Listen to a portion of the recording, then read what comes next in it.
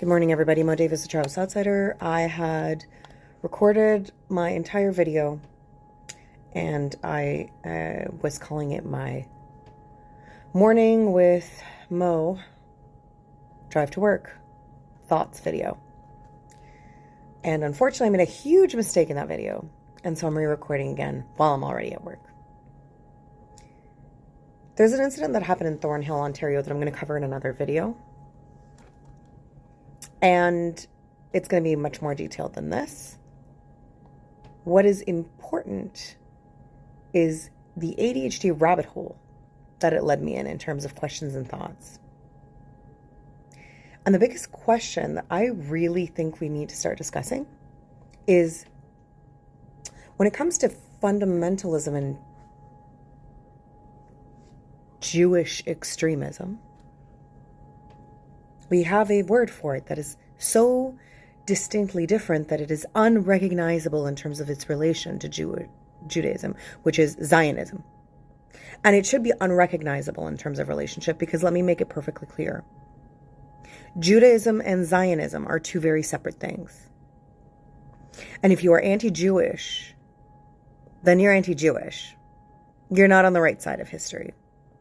If you're anti-Zionist, much better.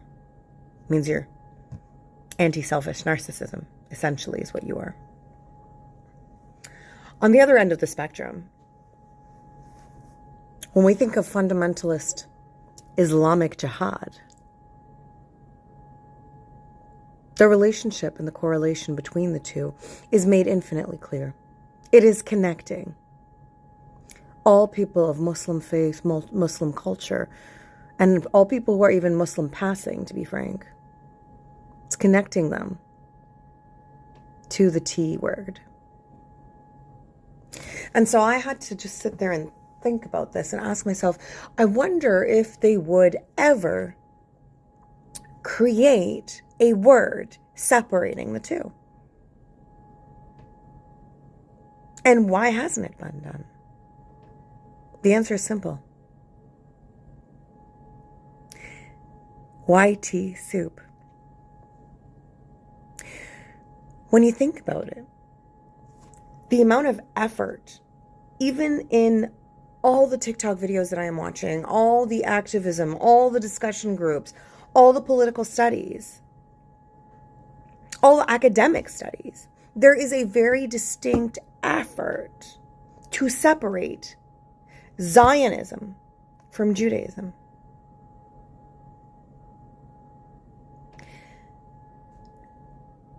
That is an effort required because they don't want you to connect the dots and see that this is othering brown people, brown bodies, oppressed people. And I wonder how many of you have ever asked yourself, what does the Arabic word jihad even mean?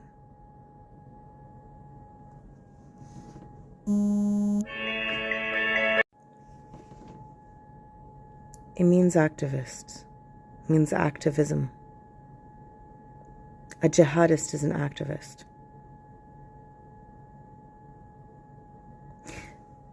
That essentially means that any oppressed Muslim people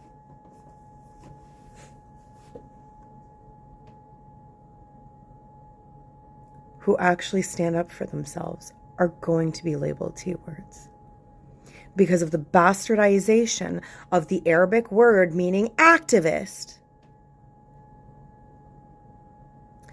by YT Western supremacist culture.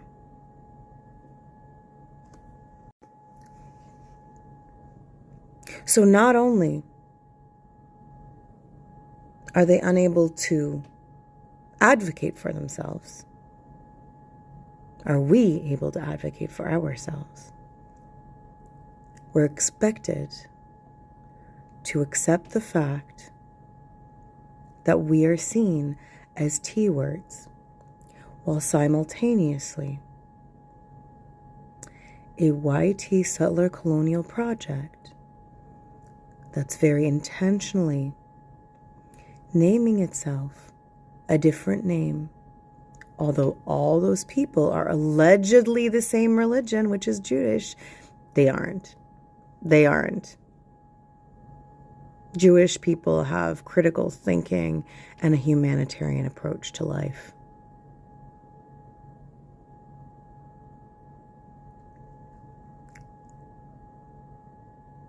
But if Muslims or Arabs or Swana stick up for themselves, and we proudly declare ourselves in Arabic, أنا جهادي,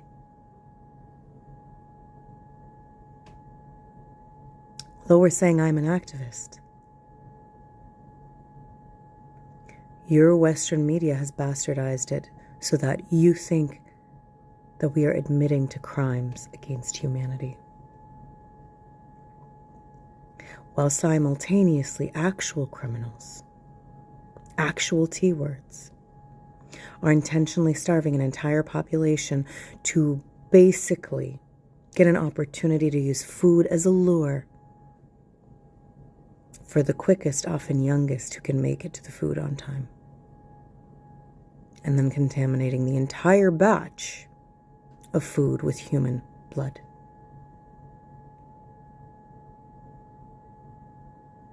An actual T group bound a 15-year-old child and ran him over alive from the legs up with a 130,000+ ton armored vehicle, tank. An actual T group is arresting 2-year-olds for no reason and putting them in military prisons, where they are actually exploited and deprived of food.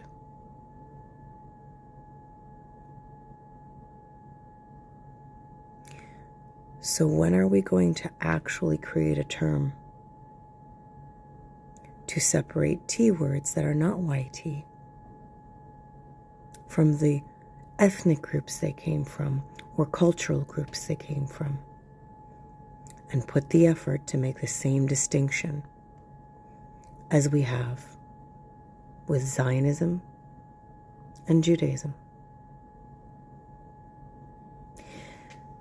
And if you can't see the difference, and if you can't see the pattern,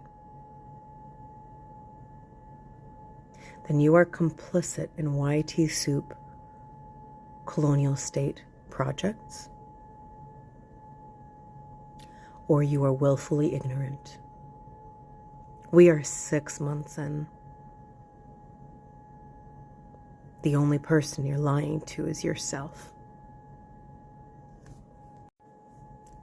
So all in all, I need you to sit with that discomfort.